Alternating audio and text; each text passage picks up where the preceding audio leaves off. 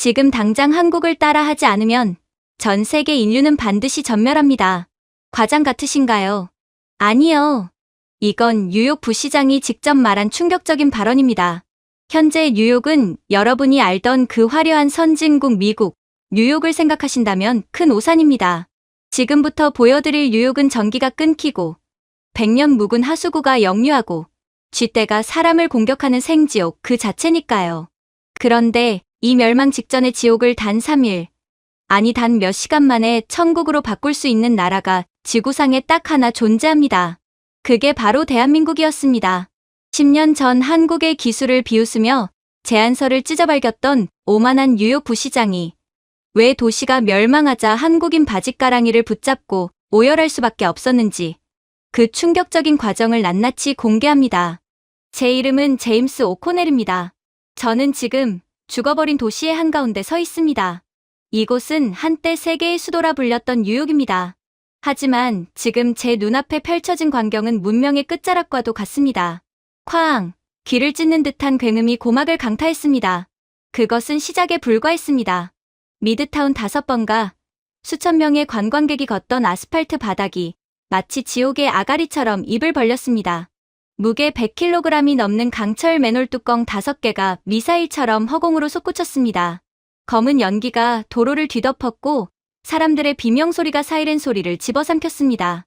전쟁이 터진 게 아닙니다. 테러리스트의 폭탄도 아닙니다.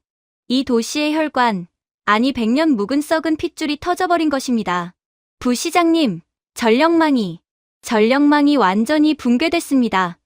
다급하게 뛰어들어온 보좌관의 얼굴은 사색이 되어 있었습니다. 창밖을 내다보았습니다. 화려했던 타임스퀘어의 전광판이 단말마의 비명처럼 깜빡이더니 이내 검은색으로 변했습니다. 엠파이어 스테이트 빌딩의 불빛마저 꼭대기에 항공장의 등만 희미하게 남긴 채 검은 기둥으로 변해갔습니다. 브로드웨이의 네온사인도, 가로등도, 신호등도 모든 것이 순식간에 죽음과도 같은 어둠 속으로 빨려 들어갔죠. 남은 것은 오직 영하 17도의 살을 애는 듯한 칼바람과 공포에 질린 시민들의 아우성뿐이었습니다. 지금 뉴욕의 체감온도는 영하 30도. 기록적인 한파가 닥쳤습니다. 원인은 명확했습니다. 뉴욕 지하 전력망의 30%를 차지하는 납피복 케이블. 그것이 문제였습니다. 1920년대, 그러니까 무려 100년 전에 매설된 유물들입니다. 이미 수명을 다해 박물관에나 갔어야 할 케이블들이 땅속에서 억지로 전기를 나르고 있었던 겁니다. 이례적인 강추위로 난방부하가 급증하자 낡은 케이블은 열을 견디지 못했습니다. 절연체가 녹아내렸고 그 틈으로 제설용 염화칼슘이 스며들었습니다. 소금물과 고압 전류의 만남. 결과는 뻔했습니다. 맨홀 아래의 변압기들이 줄지어 폭발하며 연쇄적인 지중절연 파괴를 일으킨 것입니다. 이것은 단순한 정전이 아니었습니다. 뉴욕이라는 거대한 유기체의 심장이 멈춘 물리적 붕괴였습니다. 콘 에디슨 측 보고입니다. 복구 불능입니다. 땅을 전부 파내야 하는데 동토층처럼 얼어붙어서 장비 진입이 불가능하답니다. 보고를 듣는 제 손이 덜덜 떨렸습니다. 최소 3개월. 이 도시가 다시 숨을 쉬려면 3개월이 걸린다는 사형 선고나 다름없었습니다. 닥쳐. 그게 무슨 개소리야. 집무실 문을 박차고 들어온 남자는 아서 히긴스였습니다. 미국 동부건설협회 회장이자 이 도시의 인프라 공사를 독점해 온 기득권의 상징 같은 인간입니다. 그의 얼굴은 분노로 시뻘개져 있었습니다. 땅이 얼었다고? 인부들 깨워서 곡괭이로 찍으라고 해. 내일 당장 복구해. 내 주가가 떨어지고 있잖아. 저는 그를 쳐다보며 허탈한 웃음이 나왔습니다. 곡괭이. 지금 밖은 영하 17도입니다. 기계도 멈추는 날씨에 사람을 갈아 넣어 100년 된 쓰레기 더미를 고치라니.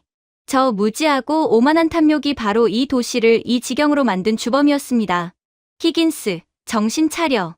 지금 땅을 파는 게 문제가 아니야. 저는 떨리는 목소리로 상황판을 가리켰습니다. 빨간색 숫자가 카운트다운처럼 줄어들고 있었습니다. 3시간. 우리에게 남은 시간은 딱 3시간이야. 무슨 소리야.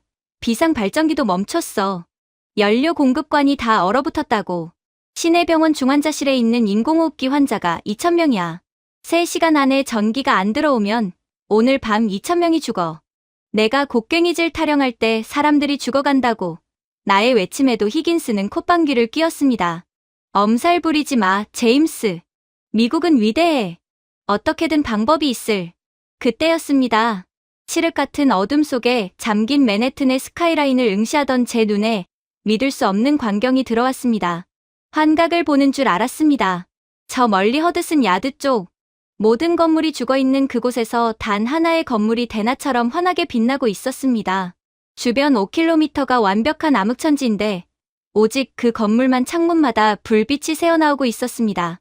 마치 심해의 어둠 속에서 홀로 빛나는 등대처럼, 혹은 신이 내려보낸 구원의 방주처럼 말입니다.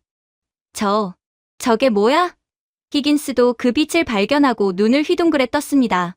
K센터. 저 한국놈들 건물 말이야. 저것들 미쳤어? 비상 상황의 발전기를 저렇게 펑펑 돌려? 매연 단속반 보내. 당장 벌금 때려. 히긴스는 발광하며 소리를 질렀습니다. 하지만 저는 책상 위에 고성능 망원경을 집어들고 그 건물을 조준했습니다. 그리고 제 눈을 의심했습니다. 아니, 연기가 없어. 발전기가 아니야. 굴뚝에서 연기가 전혀 안 나오고 있어. 소리도 안 들려. 보통의 디젤 발전기라면 건물이 흔들릴 정도의 진동과 검은 매연을 뿜어내야 정상입니다. 하지만 저 한국 건물은 고요했습니다. 마치 아무 일도 없다는 듯 우아하고 정적인 침묵 속에서 빛나고 있었습니다. 망원경의 초점을 건물 로비에 맞추는 순간 저는 숨이 턱 막히는 충격을 받았습니다. 유리창 너머로 보이는 한국인 직원의 모습 때문이었습니다. 밖은 영하 17도의 지옥인데 로비에 서 있는 그 직원은 반팔 티셔츠를 입고 있었습니다. 그것도 모자라 손에는 얼음이 가득 담긴 아이스 아메리카노를 들고 있었습니다. 그 평온함, 그 여유. 뉴욕 시민들이 추위에 떨며 동사에 가는 그 순간 저 건물 안은 완벽한 딴 세상이었습니다. 마치 21세기의 문명이 저곳에만 보존된 것 같았습니다. 전고체, ESS, 제 입에서 탄식 같은 혼잣말이 흘러나왔습니다. 뭐라고 중얼거리는 거야. 10년 전 한국이 우리에게 말했던 기술이야. 전고체 배터리 기반 에너지 저장 장치. 화재 위험이 없고 영하 40도의 극한 환경에서도 효율이 떨어지지 않는다는 그 기술. 미국의 최신형 리튬이온 배터리들은 이미 추위에 방전되어 고철 덩어리가 되었습니다. 하지만 한국의 배터리는 달랐습니다. 액체 전해질이 없는 고체 배터리는 추위에 얼지 않았습니다. 폭발하지도 않았습니다. 그저 조용히, 묵묵히 제 할 일을 하며 건물 전체를 3일째 단독으로 돌리고 있었던 겁니다. 말도 안 돼, 사기야. 저런 기술이 있을 리 없어. 분명 어딘가에서 불법으로 전기를 훔쳐 쓰는 거야. 당장 경찰 보내서 압수수색해. 히긴스는 자신의 무지를 인정하기 싫어 길길이 날뛰었습니다. 그의 모습이 너무나 추악해 보여 구역질이 날 지경이었습니다.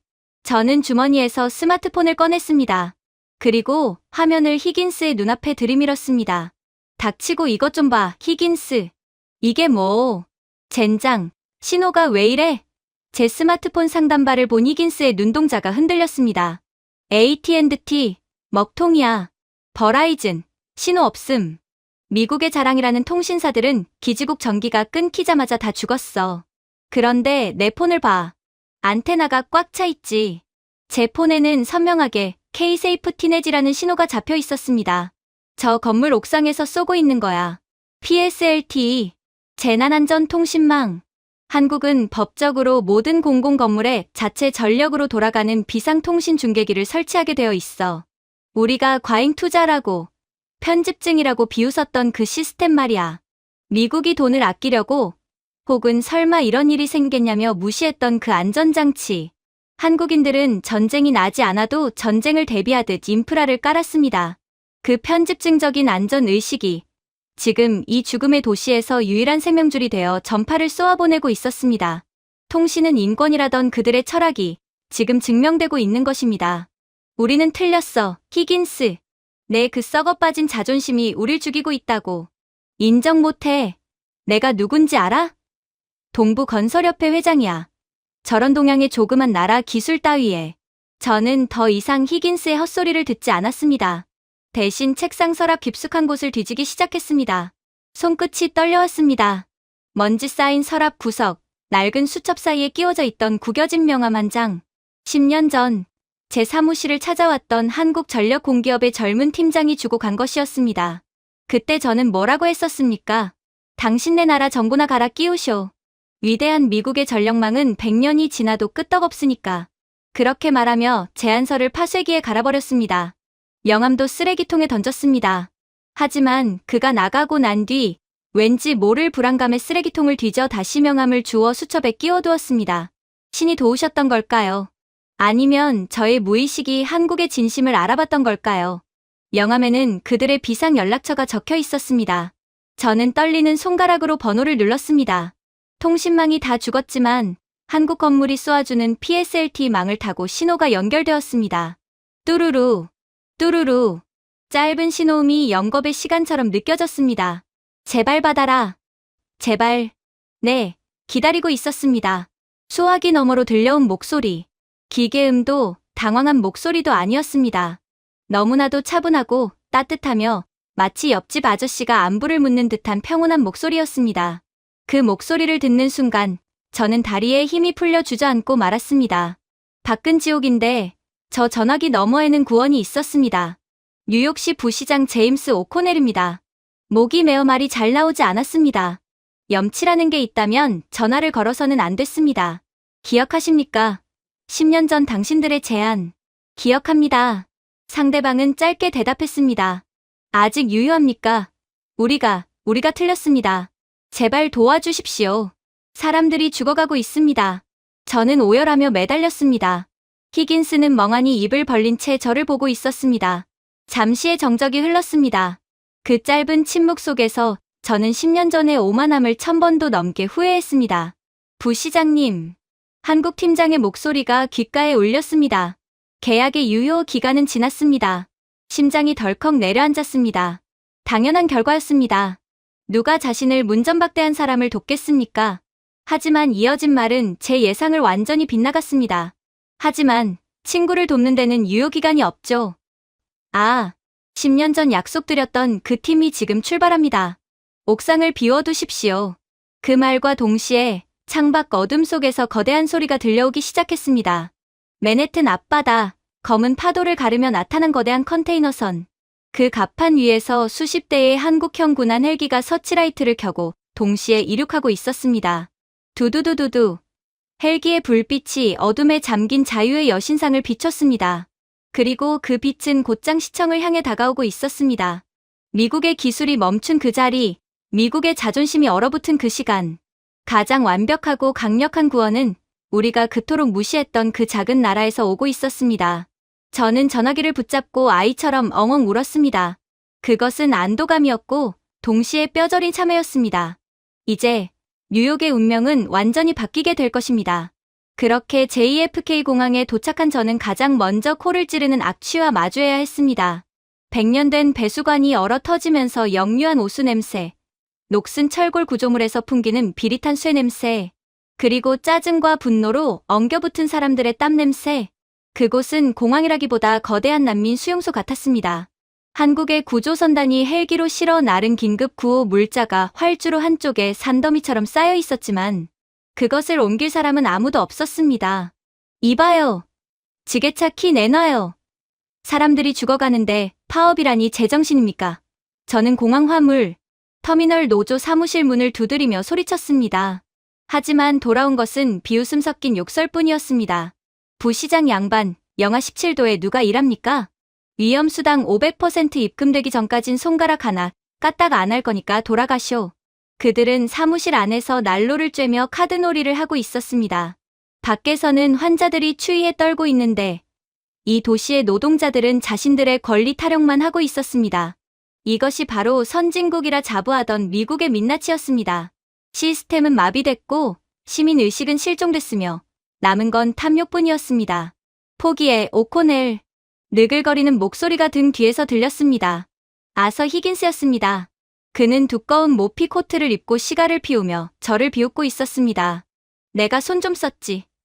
공항 내의 모든 크레인, 지게차, 트랙터 열쇠를 싹 다 수거했어. 한국 꼬마들이 오면 뭐해? 장비가 없는데. 쟤들이 맨손으로 저 20톤짜리 컨테이너를 들 수 있겠어. 하하하. 그의 말이 끝나기도 전에 CNN 기자가 마이크를 들이댔습니다. 히긴스는 카메라를 보며 뻔뻔하게 인터뷰를 시작했습니다. 존경하는 국민 여러분, 저 동양의 작은 나라가 우리를 돕겠다고 온 건 가상합니다만 현실을 직시해야 하죠. 그들은 영어를 못해서 우리 지시도 못 따를 겁니다. 게다가 하역 장비도 없으니 아마 추위에 떨다 울면서 돌아가겠죠. 이것이 바로 아마추어와 프로의 차이입니다. 히긴스의 비아냥거리는 목소리가 공항 스피커를 통해 쩌렁쩌렁 울려 퍼졌습니다. 저는 주먹을 꽉 쥐었습니다. 분노가 치밀어 올랐지만 반박할 수 없었습니다. 장비가 없으면 아무것도 할 수 없는 게 현실이었으니까요. 한국팀이 아무리 날고 기어도 20톤짜리 컨테이너를 맨손으로 옮길 수는 없을 테니까요. 그때였습니다. 활주로 끝 어둠 속에 착륙해 있던 한국의 거대한 수송기 KC-330 시그너스의 램프가 천천히 열리기 시작했습니다. 히긴스와 노조원들 그리고 기자들이 흥미롭다는 듯 시선을 돌렸습니다. 다들 한국인들이 당황해서 우왕좌왕하는 꼴을 구경할 참이었습니다. 그런데 이상했습니다. 램프가 열렸지만 아무도 나오지 않았습니다. 고함도, 지시하는 소리도, 무전기 잡음도 들리지 않았습니다. 칠흑 같은 어둠과 소름 끼칠 정도의 정적만이 활주로를 감싸고 있었습니다. 미국의 작업 현장이라면 이래 들려야 할 헤이, 조심해, 비켜 같은 소음이 전혀 없었습니다. 뭐야? 얼어 죽어서 못 나오는 거 아니야? 히긴스가 킬킬거리던 그 순간 어둠 속에서 푸른색 불빛이 번쩍였습니다. 하나가 아니었습니다. 둘, 셋, 열, 백. 순식간에 수백 개의 파란색 LED 눈동자가 어둠을 밝혔습니다. 윙, 모기 날갯짓 소리보다 작은 아주 미세한 모터 구동음만이 들려왔습니다. 그리고 그들이 쏟아져 나왔습니다. 사람이 아니었습니다. 그것은 기계였습니다. 아니, 차라리 유령군단이라고 부르는 게 맞을 겁니다. 납작하고 네모난 몸체의 파란 눈을 가진 자율주행, 물류 로봇 500대가 수송기 뱃속에서 미끄러지듯 내려왔습니다. 바퀴가 눈 덮인 활주로를 구르는 소리조차 들리지 않았습니다. 저게 뭐야? 장난감이야. 히긴스의 목소리가 떨렸습니다. 하지만 그 장난감들이 컨테이너 밑으로 파고들어 20톤짜리 강철 박스를 가볍게 들어 올리는 순간 그의 입은 떡 벌어졌습니다. 그것은 노동이 아니라 예술이었습니다. 수백 대의 로봇이 서로 부딪히지도 않고 멈추지도 않고 마치 하나의 거대한 생명체처럼 움직였습니다. 개미 군단이 먹이를 나르듯 혹은 정교하게 프로그래밍된 스타크래프트의 유닛들처럼 일사불란했습니다. 미국의 디젤 지게차들이 시커먼 매연과 굉음을 뿜어내며 둔하게 움직이던 것과는 차원이 달랐습니다. 한국의 로봇들은 침묵 속에서 완벽한 질서를 유지했습니다. 교차로에서도 서로 양보할 필요가 없었습니다. 0.1초의 오차도 없이 서로를 스쳐 지나갔으니까요. 그것은 소름 끼치도록 아름다운 기계적 군무였습니다. 이봐, 촬영해. 저거 찍으라고. CNN 기자가 카메라맨을 닥달했습니다. 카메라는 멍하니 로봇들의 행렬을 쫓았습니다. 순백색으로 도장된 로봇들이 녹슬고 더러운 미국 공항의 바닥 위를 미끄러지듯 오가는 광경은 마치 미래에서 온 우주선이 중세시대의 진흙탕에 착륙한 듯한 이질감을 주었습니다. 그들은 집만 나르는 게 아니었습니다. 로봇들이 향한 곳은 텅 빈 공항 주차장이었습니다. 설마 저기다 건물을 짓겠다는 거야? 이 영하 17도에. 히긴스가 코웃음을 쳤습니다. 미쳤군. 땅이 얼어서 기초공사도 못해. 콘크리트 양생하려면 최소 3주는 걸린다고. 텐트나 치고 덜덜 떨다 가겠지. 미국의 건축 전문가들도 고개를 저었습니다. 하지만 한국은 건축의 정의를 다시 쓰고 있었습니다. 로봇들이 옮겨온 것은 벽돌이나 시멘트가 아니었습니다. 거대한 진육면체 블록들이었습니다. 공장에서 이미 창문, 단열재, 배관까지 완벽하게 조립된 모듈이었습니다. 착! 딸깍! 로봇들이 블록을 내려놓자마자 위에서 크레인, 역할을 하는 다른 로봇이 블록을 집어 올려 아래 블록 위에 얹었습니다. 그 순간 경쾌한 체결음이 들렸습니다. 용접 불꽃도 망치질 소리도 없었습니다.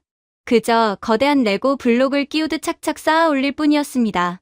1층이 생기는데 30분, 2층이 올라가는데 1시간. 말도 안 돼. 저게 가능하다고? 지켜보던 노조원들의 담배가 입에서 툭 떨어졌습니다. 저조차 제 눈을 의심했습니다. 눈 깜짝할 사이에 건물이 쑥쑥 자라나고 있었습니다. 마치 타임랩스 영상을 10배속으로 돌리는 것 같았습니다. 미국이 100년 전 방식으로 삽질을 하고 도면을 펼치며 회의를 하고 있을 때 한국은 현실 세계에서 심시티 게임을 하고 있었습니다. 정말로 한국이 하는 것은 단순한 조립이 아니었습니다. 디지털 트윈과 군집 제어 기술의 결정체였습니다. 건설 현장에서 가장 어려운 것은 오차를 잡는 일입니다. 바람이 불고 땅이 얼어붙어 집안이 미세하게 틀어지면 1층에선 1mm의 오차가 3층에선 10cm의 균열이 됩니다.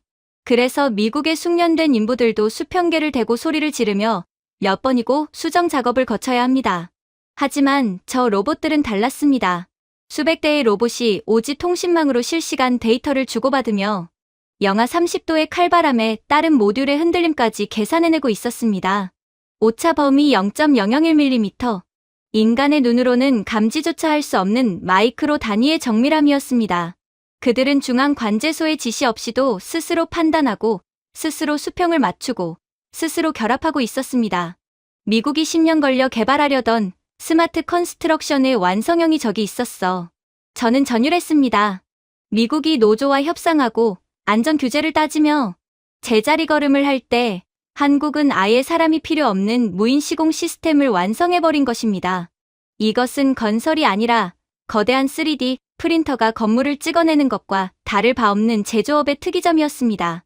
그렇게 단 4시간, 히긴스가 불가능해 라고 소리치던 그 4시간 만에 텅 빈 주차장에는 3층짜리 통합상황실과 숙소가 완벽하게 들어섰습니다. 통유리로 마감된 매끈한 외관, 순백색의 벽면, 그 어디에도 공사판의 지저분함은 없었습니다. 시청자 여러분, 제 시계가 고장난 게 아니라면 한국은 방금 4시간 만에 호텔을 지었습니다. 기자의 목소리가 떨리고 있었습니다. 히긴스는 얼굴이 불그락푸르락해져서 뛰어왔습니다. 이건 사기야, CG라고. 아니면 불법 건축물이야. 허가증 있어. 감리 받았어. 당장 철거해. 그는 악을 쓰며 완성된 건물 입구로 돌진했습니다. 하지만 입구를 지키고 있던 경비 로봇이 조용히 그의 앞을 가로막았습니다. 로봇의 파란 눈이 붉은색으로 바뀌며 경고음도 없이 그를 밀어냈습니다. 히긴스는 엉덩방아를 찌우며 눈밭에 나뒹굴었습니다. 저는 그를 무시하고 건물 안으로 들어갔습니다. 자동문이 열리는 순간 따뜻한 온기가 제 얼굴을 감쌌습니다. 밖은 영하 17도의 시베리아 벌판인데 안은 봄날처럼 훈훈했습니다. 바닥 난방이 돌아가고 있었기 때문입니다. 어서 오십시오, 부시장님. 로비에는 한국 재건팀의 박 본부장이 서 있었습니다. 그는 작업복 차림이었지만 먼지 하나 묻지 않은 깨끗한 모습이었습니다. 그의 손에는 종이컵 2개가 들려 있었습니다. 전기는요? 발전기 돌릴 기름도 없을 텐데. 제가 멍하니 묻자 박 본부장은 창밖에 트레일러를 가리켰습니다. 수소 연료전지 팩입니다. 소음도 매연도 없죠. 서울에선 버스도 이걸로 다닙니다. 시끄러운 디젤 발전기는 20세기 유물이잖아요. 그의 말에 뼈가 있었습니다. 밖에서 굉음을 내며 매연을 뿜어대던 미국의 낡은 장비들을 비꼬는 말이었습니다. 그는 저에게 종이컵 하나를 건넸습니다. 노란색 믹스커피였습니다. 달콤하고 고소한 향기. 지옥 같은 공항의 악취와 피비린내를 단숨에 덮어버리는 그 향기에 저는 코끝이 찡해졌습니다. 한 모금 마시자 얼어붙었던 내장이 사르르 녹아내리는 것 같았습니다. 이것은 단순한 커피가 아니었습니다. 한국인들만이 가질 수 있는 여유, 그리고 자신감의 맛이었습니다. 어떻게 이렇게 빠릅니까? 미국에선 서류 검토하는 데만 2주가 걸리는데. 제 질문에 박 본부장은 믹스커피를 후루룩 마시며 덤덤하게 대답했습니다. 부시장님, 미국은 문제가 생기면 변호사를 부르죠. 누구 책임인지 따지느라 바쁘니까요. 그는 창밖에서 여전히 삿대질하며 싸우고 있는 히긴스와 노조원들을 턱짓으로 가리켰습니다. 하지만 한국은 엔지니어를 부릅니다. 우린 누굴 탓하기 전에 일단 고치고 봅니다. 그게 우리가 전쟁의 폐허에서 살아남은 이유입니다. 우린 그걸 빨리빨리라고 부르죠. 그의 마지막 말은 제 가슴에 비수처럼 꽂혔습니다. 빨리빨리. 그동안 우리는 그 단어를 조급함의 상징이라 비웃었습니다. 하지만 지금 보니 그것은 조급함이 아니었습니다. 생명을 살리기 위한 치열함이었고 불가능을 가능으로 만드는 효율성이었습니다. 히긴스, 내가 100년 동안 지켜온 그 썩어빠진 기득권보다 저들이 4시간 만에 지은 저 건물이 훨씬 튼튼해 보이는군. 저는 창밖을 보며 독백했습니다. CNN 카메라가 눈밭에 넘어진 히긴스를 비추고 있었습니다. 그의 뒤로는 여전히 한국의 로봇들이 춤추듯 우아하게 컨테이너를 나르고 있었습니다. 소리 없는 기계들의 군무가 시끄러운 인간의 탐욕을 완전히 압도해 버린 밤이었습니다. 이제 저는 확신합니다. 이 지옥 같은 뉴욕을 구할 수 있는 건 오직 저들의 침묵과 속도뿐이라는 것을요. 그렇게 JFK 공항에서 4시간 만에 베이스 캠프를 완공한 한국팀은 곧바로 다음 목표를 향해 움직였습니다. 그들의 행선지는 뉴욕에서 가장 악명 높은 지옥, 바로 마운드번가 지하철역이었습니다. 뉴욕 지하철은 평소에도 악취와 더러움으로 유명했지만 전력망 붕괴 이후 그곳은 사람의 발길이 닿을 수 없는 금단의 구역이 되어버렸습니다. 정화 펌프가 멈추자 지하 하수도가 역류했고 역사는 무릎까지 차오른 오물로 뒤덮였습니다. 그리고 그 오물을 양분 삼아 사람 팔뚝만 한 슈퍼 쥐들이 창궐하여 역사를 점령하고 있었습니다. 안 돼! 여긴 절대 못 들어가. 역사 입구를 막아선 것은 이번에도 아서 히긴스였습니다. 그는 미 연방직업안전청의 두꺼운 규정집을 흔들어대며 길길이 날뛰었습니다. 이 정도 오염수치면 환경영향평가만 6개월이야. 방독면 없이 들어갔다간 노동법 위반으로 줄소송 당할 줄 알아. 너희같이 깔끔 떠는 동양인들이 여기서 5분이나 버틸 것 같아.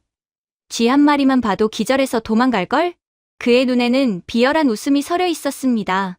그는 한국팀이 진입하지 못하도록 일부러 근처 하수관 밸브를 더 열어젖혔습니다. 쏴! 시커먼 오수가 쏟아져 나오며 역겨운 암모니아 냄새가 진동했습니다. 그것은 시민들의 안전을 위한 경고가 아니었습니다.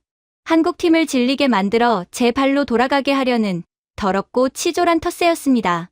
하지만 한국팀의 반응은 히긴스의 예상을 완전히 빗나갔습니다. 그들은 말싸움을 하지 않았습니다. 대신 트럭에서 내린 한국 엔지니어들은 마치 우주인처럼 생긴 흰색 전신 방진복을 입기 시작했습니다. 얼굴 전체를 가리는 투명 바이저와 밀폐된 호흡 장치. 그들의 모습은 오물을 치우러 온 청소부가 아니라 외계 행성을 탐사하러 온 과학자 같았습니다. 진입합니다. 박 본부장의 짧은 무전과 함께 한국팀은 지옥의 입구로 걸어 들어갔습니다. 저도 방진복을 챙겨 입고 그들을 따라 나섰습니다. 지하로 내려갈수록 코를 찌르는 악취와 쥐들의 찍찍거리는 소음이 고막을 때렸습니다. 형광등이 꺼진 승강장은 그야말로 아수라장이었습니다. 그런데 그 순간 한국팀의 비밀병기가 가동되었습니다. 치익! 묵직한 기계음과 함께 자율주행 방역 로봇이 앞장섰습니다. 로봇의 노즐에서 섭씨 200도의 고압 증기가 뿜어져 나왔습니다. 쥐떼가 비명을 지르며 흩어졌고 바닥에 눌어붙어 있던 오물 찌꺼기들이 순식간에 하얀 수증기로 변해 기화되었습니다. 로봇이 지나간 자리는 마치 포토샵으로 지운 것처럼 깨끗한 바닥이 드러났습니다. 하지만 진짜 마법은 그 다음이었습니다. 스크린도어 모듈, 설치 시작. 작업자들은 드릴이나 망치를 쓰지 않았습니다. 그들은 미리 제작해 온 투명한 유리병 모듈을 레고 블록처럼 끼워 맞추기 시작했습니다. 척, 척, 딸깍, 척, 척, 딸깍. 기계적이고 규칙적인 리듬감만이 적막한 지하 공간을 채웠습니다. 미국의 공사 현장이라면 고함과 소음으로 가득 찼겠지만 한국팀은 침묵 속에서 손짓만으로 완벽한 호흡을 보여주었습니다. 불과 몇 시간 전까지만 해도 뻥 뚫려 있어 툭하면 사람이 떨어지고 쥐가 올라오던 선로가 이제는 투명하고 견고한 유리 장벽으로 완벽하게 차단되었습니다. 어둠 속에서 먹이를 찾아 승강장으로 기어 올라오려던 쥐, 떼가 유리벽에 머리를 박고 당황해서 도망가는 모습이 보였습니다. 지옥 같던 마운드번가, 여기 순식간에 반도체 공장의 클린룸처럼 하얗고 투명한 공간으로 변모하고 있었습니다. 그것은 청소가 아니라 재창조였습니다. 다음 날 아침, 개찰구 앞에는 믿을 수 없는 풍경이 펼쳐졌습니다. 히긴스는 반신반의하는 표정으로 공기질 측정기를 들고 서 있었습니다. 하루 만에, 뻔하지 뭐. 독한 락스 냄새나 풍기면서 페인트 칠이나 했겠지. 히긴스는 비웃으며 측정기 전원을 켰습니다. 평소 뉴욕 지하철의 미세먼지 농도는 평균 250 마이크로 그램으로 매우 나쁨 수준을 넘어 방독면이 필요한 수준이었습니다. 삑! 측정기 화면에 숫자가 떴습니다. 히긴스의 눈이 휘둥그레졌습니다. 미세먼지 농도 5.0 마이크로그램, 5.0. 말도 안 돼. 기계가 고장났어. 지하 공기가 어떻게 숲속보다 깨끗할 수가 있어. 히긴스는 측정기를 손바닥으로 퍽퍽 때리며 소리쳤습니다. 하지만 숫자는 요지부동이었습니다. 그때 박 본부장이 다가와 차분하게 설명했습니다. 역사 전체에 양압 시스템을 가동했습니다. 양압? 그게 뭔데? 병원 수술실에 쓰는 기술입니다. 외부보다 내부 기압을 높게 유지해서 바깥에 오염된 공기가 안으로 들어오지 못하게 밀어내는 거죠. 그리고 내부 공기는 헤파 필터로 24시간 정화합니다. 서울 지하철에선 기본 스펙입니다. 서울의 기본 스펙. 그 말이 히긴스의 뼈를 때렸습니다. 우리가 지하철을 더러운 운송수단으로 방치할 때 한국은 지하철을 거대한 공기청정기로 만들고 있었던 겁니다. 시민들이 하나둘 역사로 내려오기 시작했습니다. 그들은 코를 막고 들어왔다가 이내 손을 내리고 깊게 숨을 들이마셨습니다. 악취는 온데간데 없고 은은한 라벤더 향기가 감돌고 있었기 때문입니다. 방역 후처리로 뿌린 천연 아로마 향이었습니다. 그때였습니다. 시민들의 주머니 속에서 가방 안에서 동시다발적으로 알림음이 터져 나오기 시작했습니다. 띠링, 띠링. 이게 뭐야? 한 청년이 자신의 스마트폰을 보며 비명을 질렀습니다. 와이파이가 터져. 그것도 풀칸이야. 지하 30m. 평소라면 전화통화는커녕 문자 메시지도 잘 안 터지던 통신 불모지였습니다. 그런데 지금 시민들의 스마트폰 상단바에는 오지 마크가 선명하게 찍혀 있었습니다. 속도 좀 봐. 초당 20GB. 세상에, 지상보다 100배는 빨라. 사람들은 믿을 수 없다는 듯 넷플릭스를 켜고 유튜브를 켰습니다. 4K 고화질 영상이 버퍼링 한 번 없이 매끄럽게 재생되었습니다. 재난 상황에서 가족의 생사를 확인하지 못해 발을 동동 구르던 사람들은 영상통화를 하며 안도의 눈물을 흘렸습니다. 이건 마법이야. 아니, 흑마술이라고. 시민들은 환호했습니다. 하지만 히긴스는 여전히 트집 잡을 거리를 찾고 있었습니다. 이봐, 이 막대한 전기세는 누가 내? 와이파이, 공기청정기. 이거 다 시민들 세금으로 나가는 거 아니야. 이 도둑놈들아.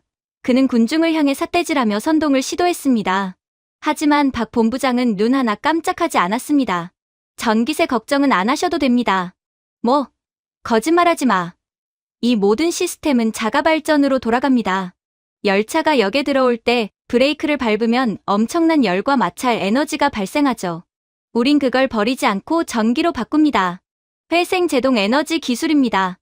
박 본부장은 히긴스를 똑바로 쳐다보며 못을 박았습니다. 그러니까 전기세는 영원입니다. 히긴스는 입을 뻐끔거렸지만 아무 말도 하지 못했습니다. 꿀 먹은 벙어리가 된 그의 뒤로 시민들의 야유가 쏟아졌습니다. 꺼져라 히긴스. 내가 해준 게 뭐가 있어. 하지만 진짜 감동은 아직 남아 있었습니다. 시운전을 마친 한국형 전동차가 승강장에 미끄러져 들어왔습니다. 스크린도어가 부드럽게 열리고 시민들이 열차 안으로 들어갔습니다. 밖은 영하 17도의 혹한. 사람들은 꽁꽁 얼어붙은 몸을 녹이기 위해 의자에 앉았습니다. 보통의 뉴욕 지하철 의자는 차가운 플라스틱이나 스테인리스였습니다. 앉는 순간 엉덩이가 시려울 정도로 차가웠죠. 한 노숙자가 조심스럽게 자리에 앉았습니다. 그의 눈이 동그랗게 커졌습니다. 따뜻해. 그의 말에 다른 사람들도 의자를 만져보았습니다. 세상에, 의자가 따뜻해. 난로가 들어있어. 그것은 한국인들에게는 너무나 익숙한 하지만 미국인들에게는 기적과도 같은 기술. 바로 열선 시트, 일명 엉따였습니다. 정확히 체온보다 조금 높은 38도로 설정된 온기가 엉덩이와 등허리를 감싸 안았습니다. 추위와 공포에 떨며 며칠을 보냈던 시민들이었습니다. 차가운 대피소 바닥에서 쪽잠을 자던 그들에게 이 따뜻한 의자는 단순한 편의 시설이 아니었습니다. 그것은 위로였습니다. 평생 뉴욕 지하철을 탔지만 이렇게 따뜻한 건 처음이야.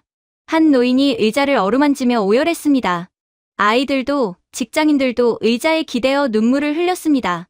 100년 동안 차갑고 더럽고 위험했던 이 공간이 한국의 손길이 닿자 가장 안전하고 따뜻한 쉼터로 변했습니다.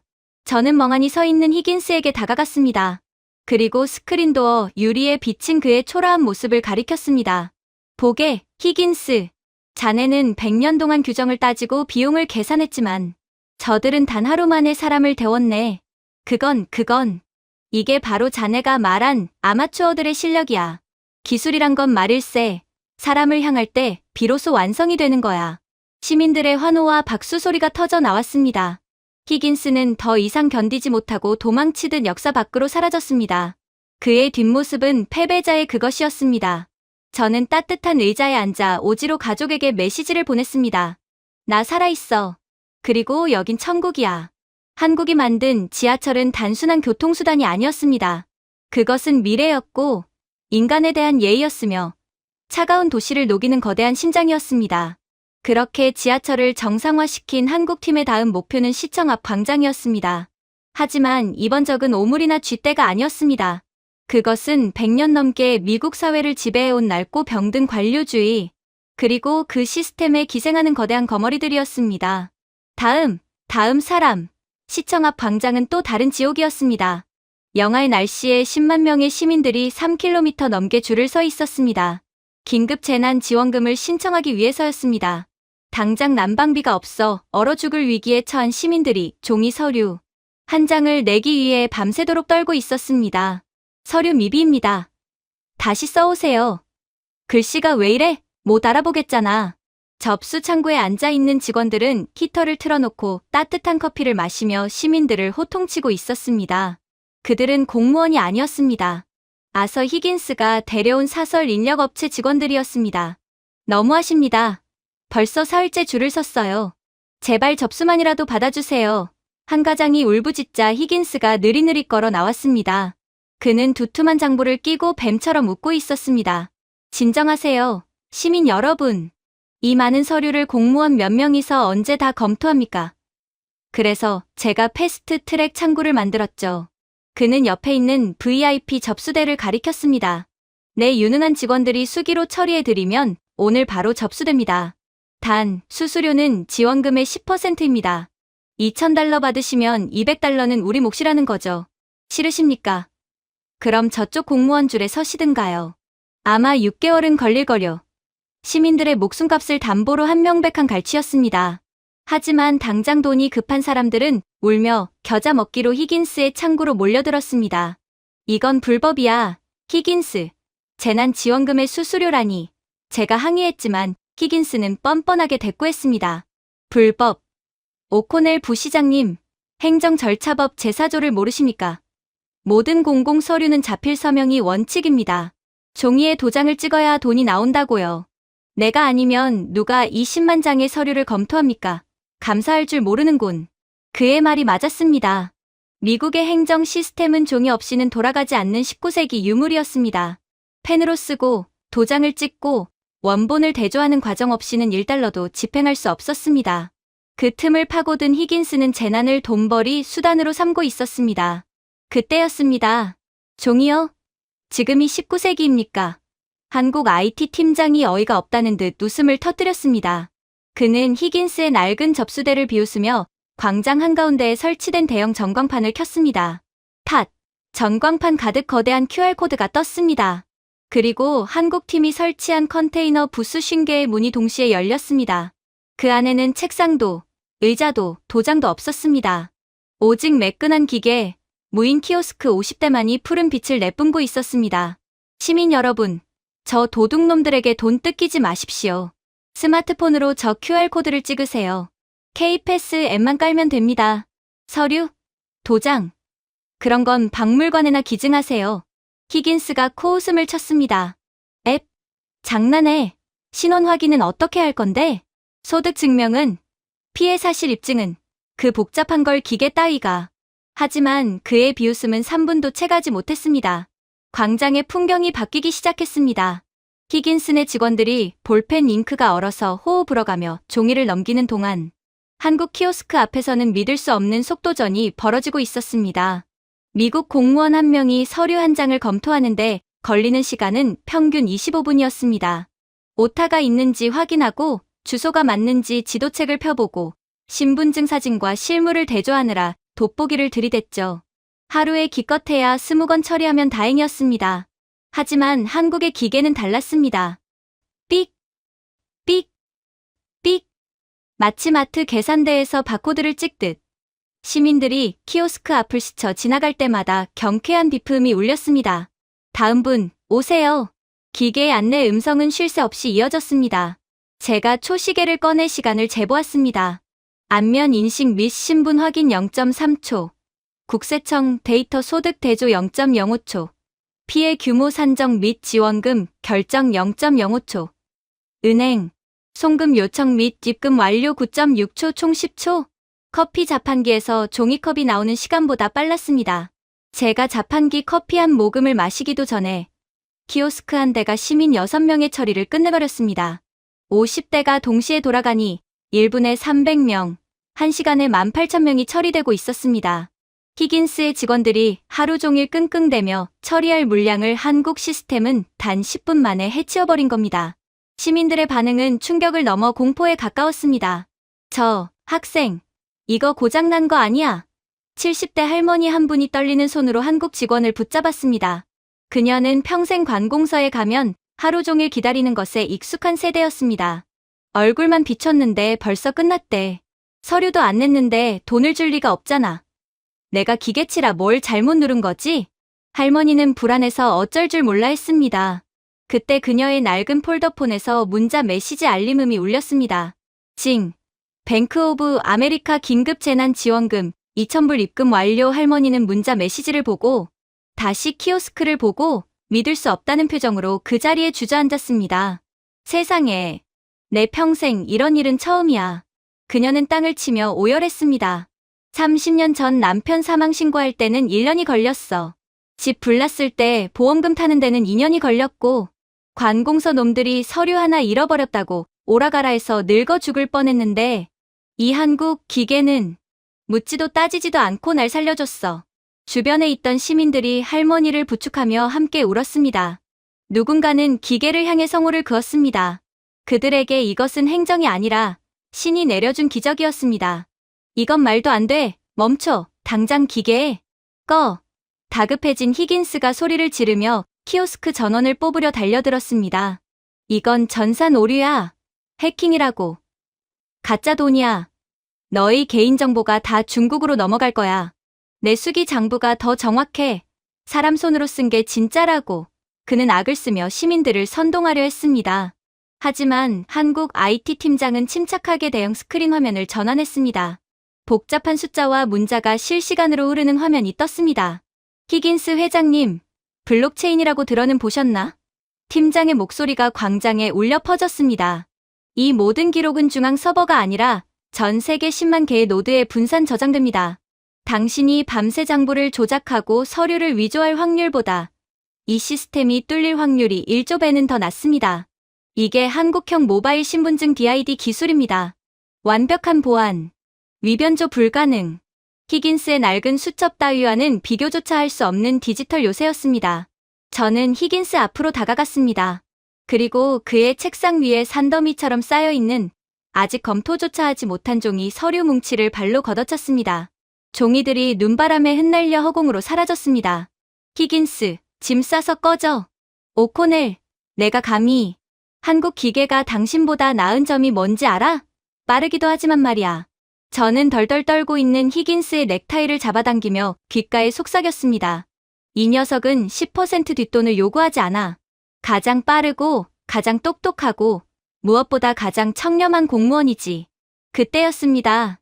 줄 서 있던 시민 중 한 명이 먹다 남은 커피컵을 히긴스에게 던졌습니다. 도둑놈, 내 돈 내놔. 그것을 신호탄으로. 수만 명의 시민들이 야유를 퍼부으며 쓰레기를 던지기 시작했습니다. 히긴스와 그의 직원들은 종이 서류 뭉치를 방패 삼아 도망치듯 광장을 빠져나갔습니다. 100년 묵은 미국의 관료주의가 한국의 디지털 기술 앞에 처참하게 무너지는 순간이었습니다. 광장에는 더 이상 고성도, 짜증도 없었습니다. 오직 키오스크의 경쾌한 비프음과 시민들의 웃음소리, 그리고 갓블레스 코리아를 외치는 감사 인사만이 영화의 공기를 따뜻하게 채우고 있었습니다. 종이 서류의 산이 사라진 그 자리엔 투명하고 공정한 디지털의 깃발이 펄럭이고 있었습니다. 하지만 이렇듯 시청 광장에서의 승리로 잠시나마 안도했던 것도 잠시, 뉴욕은 또 다른 지옥으로 변해 있었습니다. 전기는 들어왔지만 이번에는 물이 문제였습니다.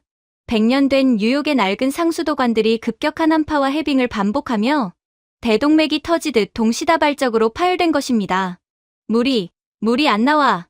아파트 수도꼭지에선 씩씩거리는 바람 소리만 났고 편의점의 생수 진열대는 텅 비어 있었습니다. 영하의 날씨에 난방은 돌아왔지만 마실 물이 없어 탈수 증세로 쓰러지는 시민들이 속출했습니다. 눈을 녹여 먹으려 해도 도심에 오염된 눈은 배탈과 설사를 유발할 뿐이었습니다. 아이들은 갈증에 울고 노인들은 입술이 말라 비틀어진 채 신음했습니다. 이 절망적인 상황에 악마가 다시 나타났습니다. 아서 히긴스였습니다. 그는 광장 한복판에 대형 스크린을 설치하고 뉴욕 지도를 띄웠습니다. 지도 위에는 붉은색 X 표시가 수백 개나 그어져 있었습니다. 보십시오, 여러분. 뉴욕의 혈관이 다 터졌습니다. 히긴스는 마치 쇼 호스트처럼 마이크를 잡고 떠들었습니다. 이 낡은 파이프들을 다 고치려면 어떻게 해야 할까요? 도로란 도로는 다 파내야 합니다. 교통마비, 소음, 먼지, 감수하셔야죠. 제 전문적인 견해로는 최소 3년 걸립니다. 3년 동안 단수라니 끔찍하죠. 시민들의 얼굴이 사색이 되었습니다. 3년이라니. 그건 사형 선고나 다름없었습니다. 하지만 걱정 마십시오. 여러분을 위해 제가 미리 준비했습니다. 히긴스가 손짓하자 광장 뒤편 창고 문이 열렸습니다. 그곳에는 산더미처럼 쌓인 생수 박스가 보였습니다. 그는 뉴욕 인근의 생수 공장과 결탁해 위기가 닥치기 전에 모든 물량을 매점매석해 놓았던 것입니다. 깨끗하고 시원한 생수입니다. 수요와 공급의 법칙에 따라 가격은 한 병에 $50입니다. $50. 평소에 50배가 넘는 가격이었습니다. 아무리 미국이 극한의 자본주의 국가라고 해도 이건 선을 한참이나 넘은 장난질이었죠. 시민들이 웅성거렸습니다. 너무 비싸요. 우리 아이가 목말라 죽어가는데. 싫으시면 마시지 마세요. 3년 동안 빗물이나 받아 드시든가. 히긴스는 거만하게 웃으며 물병 하나를 따서 벌컥벌컥 마셨습니다. 물이 턱을 타고 흐르는 모습을 보며 시민들은 마른 침을 삼켰습니다. 그것은 장사가 아니라 고문이었습니다. 생존 필수품을 볼모로 잡은 악랄한 인질극이었습니다. 부시장님, 저 자식을 당장 체포해요. 제가 분노에 차 소리쳤지만 히긴스는 어깨를 으쓱했습니다. 난 자유시장 경제의 원칙을 따를 뿐이야, 오코넬. 억울하면 내가 파이프를 고치든가. 땅 파는 데만 1년은 걸릴걸? 그의 말이 맞았습니다. 뉴욕의 집안은 복잡하고 도로는 좁았습니다. 굴착기 수백 대를 동원해 아스팔트를 다 뜯어내야 파이프를 교체할 수 있었습니다. 사실 우리는 지난 100년 동안 거대한 시한폭탄 위에서 살고 있었습니다. 뉴욕의 지하 세계는 엔지니어들 사이에서 악마의 스파게티라고 불립니다. 1800년대에 매설된 주철관, 1900년대의 가스관, 20세기의 전력선, 그리고 21세기의 광 케이블이 좁은 지하 공간에 뱀 둥지처럼 뒤엉켜 있기 때문입니다. 더 끔찍한 건 정확한 지도가 없다는 사실입니다. 과거 민간 업자들이 무분별하게 파이프를 묻고 도면을 남기지 않거나 유실된 경우가 태반이라 땅을 파보기 전에는 그 아래 고압 가스관이 지나가는지 100년 된 증기 배관이 지나가는지 아무도 모르는 러시안 룰렛 상태였습니다. 굴착기 삼날이 10cm만 빗나가도 가스관이 터져 블록 전체가 날아갈 수 있습니다. 이것이 뉴욕시청이 수십 년간 노후 수도관 교체를 미루고 쉬쉬해왔던 진짜 이유였습니다. 보이지 않는 위험을 해결하려다 보이는 재앙을 만들까봐 그저 터지지 않기만을 기도하며 방치해 온 것입니다. 그 비겁한 침묵의 대가가 오늘 도시 전체의 단수라는 재앙으로 돌아온 것입니다. 그때였습니다. 누가 요즘 땅을 팝니까? 한국재건팀의 박 본부장이었습니다. 그는 히긴스를 한심하다는 듯 쳐다보며 말했습니다. 파이프 안으로 들어가면 되죠. 한국에선 내시경 수술하듯 고칩니다. 박 본부장의 무전 한마디에 한국팀이 움직였습니다. 그들은 도로를 통제하지도 시끄러운 굴착기를 부르지도 않았습니다. 그저 맨홀 뚜껑 몇 개를 열었을 뿐입니다. 투입! 엔지니어들이 은색의 긴 금속 물체를 맨홀 안으로 내려보냈습니다. 자율주행 관로 로봇 쏘가리 마치 살아있는 뱀처럼 유연한 관절을 가진 로봇이었습니다. 로봇은 소리 없이 어두운 지하 파이프 속으로 미끄러져 들어갔습니다. 지상은 평온했습니다. 굉음도 먼지도 없었습니다. 히긴스가 생수를 팔며 돈을 세고 있는 그 순간 발밑 지하 세계에서는 SF 영화 같은 일이 벌어지고 있었습니다. 저는 통제실 모니터로 로봇의 시야를 확인했습니다. 쏘가리 로봇은 복잡하게 얽힌 지하 미로를 거침없이 질주했습니다. 핑, 핑, 삐빅, 누수 지점 발견. 5번가 지하 30m. 미국 인부들이라면 청진기 같은 탐지기를 대고 여긴가 저긴가 하며 며칠을 헤맸을 작업을 한국 로봇은 AI 음파 탐지 센서로 단 몇 분 만에 찾아냈습니다. 오차 범위는 불과 1cm. 복구 시작합니다. 로봇의 헤드 노즐에서 특수 용액이 분사되었습니다. 고강도 에폭시 수지였습니다. 깨지고 금이 간 파이프 안쪽 면에 순식간에 강력한 코팅막이 형성되었습니다. 찢어진 혈관에 스텐트를 박아 넣듯 파이프는 안쪽에서부터 새 것처럼 복구되었습니다. 땅을 파지 않는 기술, 비굴착 관로 갱생. 이 공법으로 코팅하면 수명이 50년은 늘어납니다. 녹도 안 쓸고 지진이 나도 안 깨지죠. 박 본부장이 담담하게 설명했습니다. 히긴스가 3년 걸린다고 호언장담했던 그 대공사가 한국 로봇들에 의해 실시간으로 끝나가고 있었습니다. 예상 소요 시간은 단 72시간. 3년이 아니라 3일이었습니다. 박 본부장은 멍하니 입을 벌린 저에게 태블릿 PC 화면을 보여주었습니다. 그곳에는 서울의 데이터가 떠 있었습니다. 부시장님, 서울의 강남대로를 1km 굴착할 때 발생하는 교통체증과 영업, 손실 등 사회적 비용이 얼마인지 아십니까? 무려 800억 원입니다. 땅을 파는 순간 돈이 증발하는 거죠. 그는 화면을 넘겼습니다. 하지만 이 로봇 공법을 도입한 후 한국은 공사비를 기존 대비 20분의 1로 줄였습니다. 단순히 굴착 비용만 아낀 게 아닙니다. 교통 흐름을 방해하지 않아 절감한 사회적 간접 비용만 연간 5조 원에 달합니다. 5조 원. 그 돈이면 뉴욕시 전체의 소방 시스템을 바꿀 수 있는 금액이었습니다. 덕분에 서울의 수돗물이 목적지까지 도달하는 비율은 98.2%, 세계 1위입니다. 런던이나 파리가 20% 이상의 물을 땅속에 줄줄 흘려보내며 수천억 원을 낭비할 때 한국은 물 한 방울, 돈 한 푼도 허투루 쓰지 않았다는 뜻이죠. 우린 그 아낀 돈으로 이 로봇을 더 똑똑하게 진화시켰고요. 한국이 이 기술로 벌어들이는 막대한 이익은 공사비가 아니라 낭비를 없앤 효율성 그 자체였습니다. 돈 먹는 하마였던 뉴욕의 지하관리가 한국에게는 황금알을 낳는 거위였던 것입니다. 하지만 3일 동안 시민들이 겪을 갈증은 여전히 문제였습니다. 히긴스는 그 틈을 타 생수를 팔아치우려 혈안이 되어 있었습니다. 지금 안 사면 $100로 올립니다. 빨리 사세요. 그때 허드슨강 쪽에서 웅장한 트럭 행렬이 나타났습니다. 한국팀 마크가 선명한 트럭 50대였습니다. 저게 뭐죠? 이동형 해수 담수화 및 정수 트럭입니다. 트럭들은 허드슨강변에 멈춰 섰습니다. 그리고 굵은 호스를 강물에 던져 넣었습니다. 시민들이 기겁했습니다. 허드슨강은 온갖 오폐수가 흘러드는 똥물이었습니다. 저 더러운 물을 우리 덜어 먹으라고요? 미쳤어. 독약을 먹일 셈이야. 시민들의 반발에도 불구하고 한국팀은 트럭의 정수 시스템을 가동했습니다. 웅웅거리는 소리와 함께 트럭 내부의 복잡한 필터 시스템이 돌아갔습니다. 그리고 잠시 후 트럭 반대편에 달린 수십 개의 수도꼭지에서 물이 쏟아져 나왔습니다. 콸콸콸. 시민들은 눈을 의심했습니다. 그것은 똥물이 아니었습니다. 햇빛을 받아 다이아몬드처럼 반짝이는 너무나도 투명하고 깨끗한 물이었습니다.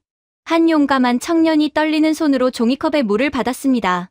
냄새를 맡아보더니 조심스럽게 한 모금 마셨습니다. 그의 눈이 휘둥그레졌습니다. 맛있어. 세상에, 에비앙보다 더 맛있어. 냄새가 하나도 안 나. 그 말을 듣고 시민들이 구름처럼 몰려들었습니다.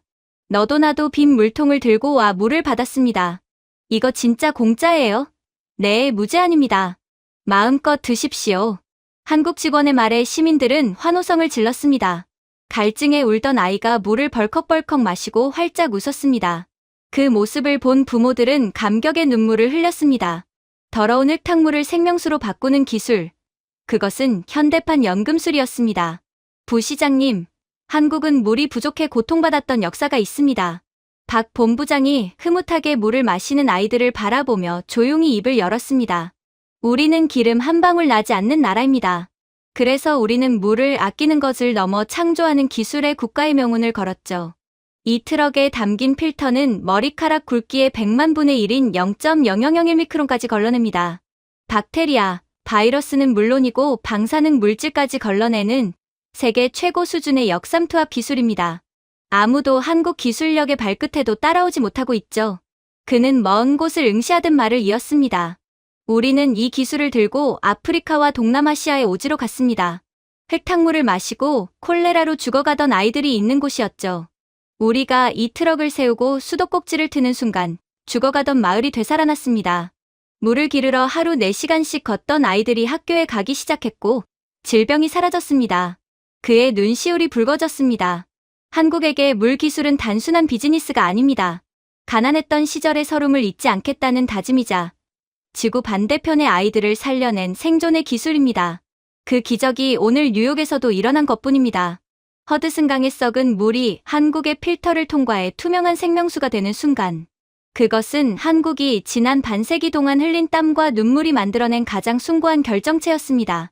그렇게 광장의 분위기는 순식간에 역전되었습니다. 히긴스의 생수 갑판대 앞에는 파리만 날리고 있었습니다. 아무도 그의 $50짜리 물을 쳐다보지도 않았습니다. 이봐요. 싸게 줄게. $10. 아니 $1. 제발 사가라고. 히긴스는 악을 썼습니다. 하지만 시민들은 한국 트럭에서 받은 공짜 물을 마시며 그를 비웃었습니다. 어이, 히긴스. 그 물 너나 실컷 마셔라. 우린 이제 필요 없어. 히긴스의 창고에는 팔지 못한 수십만 병의 생수가 악성 재고로 남아 있었습니다. 그는 다급한 마음에 창고 문을 열고 뛰쳐나왔습니다. 안 돼. 내 돈, 내 투자금. 그때 분노한 시민들이 그를 포위하기 시작했습니다. 그들의 손에는 돌멩이가 아니라 한국 트럭에서 받은 시원한 물 한 잔씩이 들려 있었습니다. 히긴스, 너 때문에 우리 애가 죽을 뻔했어. 돈에 미친 악마 녀석. 시민들은 히긴스를 향해 다가갔습니다. 겁에 질린 히긴스는 뒷걸음질 치다 자신이 쌓아올린 거대한 생수병 더미에 부딪혔습니다. 와르르, 수만 병의 생수병이 무너지며 그를 덮쳤습니다. 으악, 살려줘. 히긴스는 생수병 더미에 깔려 허우적댔습니다. 그가 그토록 비싸게 팔아먹으려 했던 블루 골드가 이제는 그를 옥죄는 감옥이 되었습니다. 저는 그 꼴을 내려다보며 말했습니다. 히긴스, 한국은 물을 돈으로 보지 않아. 인권으로 보지. 내 그 썩어빠진 철학으로는 이해 못하겠지만 저는 한국 트럭에서 받은 시원한 물을 한 모금 마셨습니다. 목구멍을 타고 흐르는 청량감이 온몸의 세포를 깨우는 듯했습니다. 실컷 마시게, 히긴스. 자네가 그토록 사랑하는 물속에서 말이야. 히긴스의 비명소리는 시민들의 환호성에 묻혀 사라졌습니다. 3일 후 뉴욕의 모든 수도관은 완벽하게 복구되었습니다. 한국의 로봇들은 소리 없이 임무를 마치고 철수했고 뉴욕의 땅 밑에는 50년을 버틸 수 있는 새로운 혈관이 흐르게 되었습니다. 그렇게 한국 덕분에 기적적으로 물은 흐르기 시작했지만 어둠은 여전히 뉴욕을 지배하고 있었습니다. 전력망 복구로 주요 건물엔 불이 들어왔지만 치안 시스템은 아직 마비 상태였습니다. 오랜 정전과 혼란을 틈타 뉴욕의 밤은 덮어지를 방불케 하는 무법천지로 변해버렸습니다. 해가 지면 상점들은 셔터를 내리고 시민들은 문을 걸어 잠근 채 숨죽여야 했습니다. 밤거리는 갱단과 약탈자들의 놀이터였습니다. 그리고 그 혼란의 중심에 또다시 아서 히긴스가 있었습니다. 생수 사태로 망신을 당했던 그는 이번에는 인권운동가 행세를 하며 시청 앞에 나타났습니다. 그의 뒤에는 험상궂은 갱단원들이 피켓을 들고 서 있었습니다. 철거하라, 철거하라. 히긴스는 한국팀이 설치하고 있는 스마트폴을 가리키며 악을 썼습니다. 시민 여러분, 저 흉물스러운 한국산 기둥이 뭔지 아십니까? 바로 중국산 스파이 칩과 다를 바 없는 감시 카메라입니다. 여러분의 사생활을 24시간 훔쳐보는 빅브라더라고요. 그는 헌법 수정조항 4조를 들먹이며 시민들을 선동했습니다. 우리의 자유를 침해하는 저 악마의 기둥을 뽑아버려야 합니다. 내 사생활을 훔쳐보지 마. 히긴스의 선동은 교묘했습니다. 프라이버시를 중시하는 미국인들의 정서를 자극해 치안 시스템 복구를 막으려는 수작이었습니다. 사실은 어둠이 유지되어야 자신의 밀수품을 빼돌리고 약탈품을 암시장에 팔아치울 수 있었기 때문입니다. 그는 밤마다 야구 방망이를 든 패거리를 이끌고 다니며 설치된 스마트폴을 부수고 다녔습니다. 부시장님, 시민들이 동요하고 있습니다. 감시사회가 될까봐 두렵다네요. 보좌관의 우려 섞인 보고에 저는 머리가 아팠습니다. 범죄율은 치솟는데 기술을 도입하려니 인권 타령이라니. 그때 박 본부장이 상황실 메인 모니터 앞에 섰습니다. 부시장님, 범죄자가 무서워하는 건 감시지만 선량한 시민이 원하는 건 보호입니다. 그의 눈빛은 확신에 차 있었습니다. 증명해 보이죠. 지금부터 통합반제 시스템을 가동합니다. 박 본부장이 붉은색 버튼을 눌렀습니다. 시스템 온. 그 순간 맨해튼의 밤이 뒤집어졌습니다. 팟, 팟팟. 주요 거리 3,000곳에 설치된 스마트 폴이 동시에 눈을 떴습니다. 그것은 단순한 가로등이 아니었습니다. CCTV, 비상벨, 와이파이, 그리고 드론 스테이션이 결합된 한국형 치안 플랫폼이었습니다. 3,000개의 눈이 동시에 떠지며 뉴욕의 골목골목을 대낮처럼 비추기 시작했습니다. 할렘가의 한 어두운 뒷골목, 복면을 쓴 강도 2명이 귀가하던 여성을 덮치려는 찰나였습니다. 여성이 비명을 지르기도 전에 스마트폴의 센서가 반응했습니다. 위잉, 폴 상단에 도킹되어 있던 자율주행 드론이 벌처럼 날아올랐습니다. 뭐야 이거? 강도들이 당황하는 사이 드론은 3초 만에 그들의 코앞까지 날아와 강력한 서치라이트를 비췄습니다. 경고, 흉기 소진 및 폭행 시도 감지, 증거 체증 완료, NYPD 출동 중. 기계적이지만 압도적인 한국어와 영어 안내 방송이 골목을 울렸습니다. 드론은 강도들의 얼굴을 고화질로 촬영해 실시간으로 경찰 상황실로 전송했습니다. 제기랄, 도망쳐. 강도들은 혼비백산하여 달아났지만 소용없었습니다. 그들이 도망치는 경로를 따라 그 다음 스마트 폴이 순차적으로 조명을 비추며 실시간 위치를 추적했습니다. 마치 영화 속 주인공을 따라다니는 스포트라이트처럼 빛은 그들을 놓치지 않았습니다. 기존의 NYPD 시스템은 신고를 받고 출동하기까지 평균 1시간이 걸렸습니다. 사이렌 소리만 요란했지 현장에 도착하면 범인은 이미 사라진 뒤였습니다. 하지만 한국의 AI 시스템은 달랐습니다. 비명 소리나 흉기를 감지하는 데 걸리는 시간 0.1초, 드론이 현장에 도착하는 시간 3초, 안면 인식 정확도 99.9%, 마스크를 써도 눈매와 걸음걸이만으로 신원을 식별해냈습니다. 서장님, 오늘 밤 범죄 신고 건수가 경찰 상황실 직원이 믿을 수 없다는 등 모니터를 쳐다봤습니다. 0건입니다. 뭐? 0건? 통신 고장 아니야? 아닙니다. AI가 사전에 경고하고 차단해서 범죄가 일어날 틈조차 없습니다. 100년 만의 기록이었습니다. 살인, 강도, 절도로 얼룩졌던 뉴욕의 밤이 역사상 처음으로 완벽한 평화를 찾은 것입니다. 부시장님, 놀라지 마십시오. 이건 서울에선 이미 표준입니다. 박 본부장은 태연하게 데이터를 띄워주었습니다.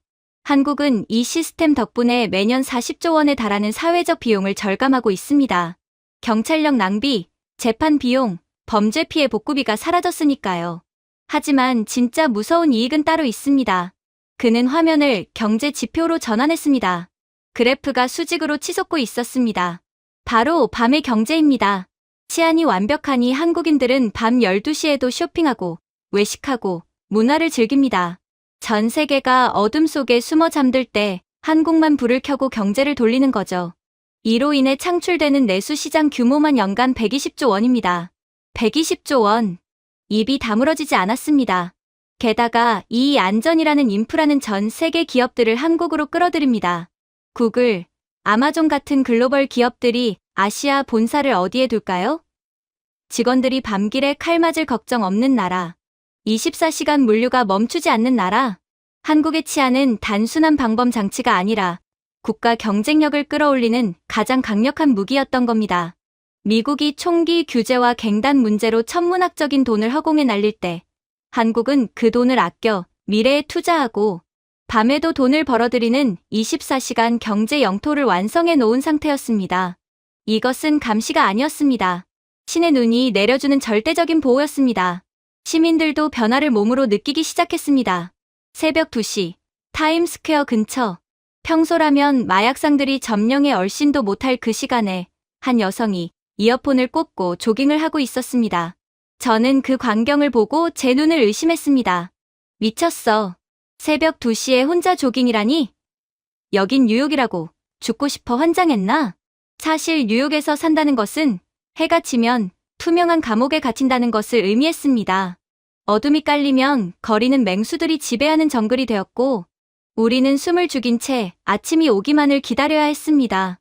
그것이 지난 100년간 이 도시를 지배해온 밤의 저주였습니다. 하지만 저 여성을 보십시오. 그녀는 이어폰을 꽂고 있었습니다. 뉴욕의 밤거리에서 청각을 차단한다는 건 자살행위나 다름없습니다. 뒤에서 다가오는 발자국 소리를 듣지 못하면 죽으니까요. 하지만 그녀는 뒤를 돌아보지도 어깨를 움츠리지도 않았습니다. 그녀의 발걸음엔 망설임 대신 완벽한 평안이 깃들어 있었습니다. 이것은 기적이었습니다. 한국의 기술은 단순히 가로등을 켠 것이 아니었습니다. 총과 칼이 지배하던 이 야만의 도시에 안전이라는 가장 고귀하고 비싼 보석을 선물한 것입니다. 한국이 만든 보이지 않는 디지털 방패가 그녀를 감싸고 있기에 그녀는 이 흉폭한 도시의 한복판에서 그토록 자유롭게 달릴 수 있었던 것입니다. 그런데 제가 혹시나 싶어 뛰쳐나가려는 순간 더욱 놀라운 일이 벌어졌습니다. 그녀가 달리는 길을 따라 가로등이 하나씩 밝아지며 빛의 길을 열어주고 있었습니다. 여성이 어두운 구역으로 들어서면 스마트폴이 알아서 조도를 높여주며 그녀를 호위했습니다. 한국의 안심 귀가 서비스 기술이었습니다. 거리는 변했습니다. 유모차를 끌고 나온 부부, 야외 테라스에서 맥주를 마시는 연인들, 밤 공기를 즐기는 노인들, 공포에 떨며 문을 걸어 잠그던 시민들이 밖으로 나와 밤을 즐기고 있었습니다. 그것은 더 이상 위험한 고담시티가 아니었습니다. 24시간 잠들지 않는 안전한 도시, 서울의 밤이 뉴욕에 이식된 것입니다. 한국이 우리에게 선물한 것은 차가운 기계가 아니라 밤을 즐길 수 있는 자유였습니다. 히긴스의 최후는 비참했습니다. 자신의 범죄 행각이 낱낱이 드러날 위기에 처하자 그는 어둠을 틈타 부두로 빠져나가 밀항선에 오르려 했습니다. 칠흑 같은 밤바다라면 스마트폴도 소용없을 거라 생각했습니다. 하지만 그는 한국 CCTV에 적외선 모드가 있다는 걸 몰랐습니다. 거기서 히긴스, 부두의 스마트폴에서 드론이 날아와 숨어있던 그를 정확히 비췄습니다. 으악, 눈부셔. 경찰들이 들이닥치자 히긴스는 카메라를 향해 삿대질하며 발악했습니다. 이건 불법 체증이야. 영장 있어. 내 초상권. 내 사생활 침해라고. 경찰서장이 그에게 수갑을 채우며 차갑게 내뱉었습니다. 범죄자에게 사생활은 없어. 고맙다. 코리아. 모든 복구가 끝난 마지막 날 밤. 저는 박 본부장과 한국팀을 초대해 조촐한 송별회를 열었습니다. 메뉴는 그들이 야근할 때 즐겨 먹던 치킨과 맥주였습니다. 저는 품속에서 낡은 액자 하나를 꺼냈습니다. 그 안에는 10년 전 제가 갈기갈기 찢어서 쓰레기통에 버렸던 그들의 제안서, 조각이 스카치 테이프로 엉성하게 붙여진 채 들어있었습니다. 저는 그 액자를 테이블 위에 올려놓으며 무릎을 꿇었습니다. 박 본부장님, 그리고 한국팀 여러분, 부시장님, 왜 이러십니까? 일어나세요. 우리는 오만했습니다. 당신들의 경고를 무시했고 기술을 비웃었습니다. 우리가 당신들을 모욕했음에도 당신들은 우리를 버리지 않았습니다. 정말 죄송합니다. 그리고 감사합니다. 제 눈에서 뜨거운 눈물이 뚝뚝 떨어져 바닥을 적셨습니다. 10년의 죄책감과 부끄러움이 씻겨 내려가는 기분이었습니다. 박 본부장은 저를 부축해 일으켜 세웠습니다. 그리고 따뜻한 미소를 지으며 제 손을 잡았습니다. 부시장님, 한국엔 정의라는 단어가 있습니다. 정의요? 네. 영어로는 정확히 번역이 안 되는데 굳이 말하자면 미운정 고운정 같은 겁니다. 친구가 힘들 때 계산기 두드리지 않고 돕는 마음. 그게 한국인의 정서입니다. 그는 제 어깨를 두드리며 말을 이었습니다. 우린 기술을 팔러 온 게 아닙니다. 친구를 도우러 온 겁니다. 기술보다 더 위대한 것. 그것은 사람을 향한 따뜻한 마음이었습니다. 저는 그제야 깨달았습니다. 한국이 강한 이유는 반도체나 배터리 때문만이 아니라 바로 이 정의라는 위대한 정신적 유산 때문이라는 것을요. 다음 날 JFK 공항. 한국팀이 떠나는 길은 그야말로 인산인해였습니다. 수십만 명의 뉴요커들이 거리로 쏟아져 나왔습니다. 그들의 손에는 성조기와 태극기가 함께 들려 있었습니다. 가지 마세요. 고마워요. 잊지 않을게요. 갓블레스 코리아. 아이들은 로봇에게 꽃을 건넸고 노인들은 엔지니어들의 손을 잡고 놓지 않았습니다. 비행기가 이륙하여 하늘로 사라질 때까지 함성은 멈추지 않았습니다. 저는 백악관으로 보낼 최종 보고서의 마지막 문장을 작성했습니다. 미국의 시대는 저물었다. 우리가 100년 동안 쌓아올린 자만심은 무너졌고 그 폐허 위에서 우리는 새로운 희망을 보았다. 인류가 나아가야 할 미래, 우리가 따라야 할 유일한 표준. 그것은 실리콘밸리가 아니라 서울에 있었다. 비행기 창밖으로 다시 태어난 뉴욕의 야경이 보입니다. 화려하지만 차가웠던 예전의 불빛이 아닙니다. 따뜻하고 안전하며 인간적인 빛. 한국이 우리에게 남겨준 선물. 서울의 빛이 뉴욕을 비추고 있습니다. 제가 준비해온 내용은 여기까지입니다. 끝까지 시청해주셔서 진심으로 감사드리며 여러분들의 구독과 좋아요, 알림 설정은 영상 제작에 큰 힘이 됩니다. 이상 세모튜브였습니다.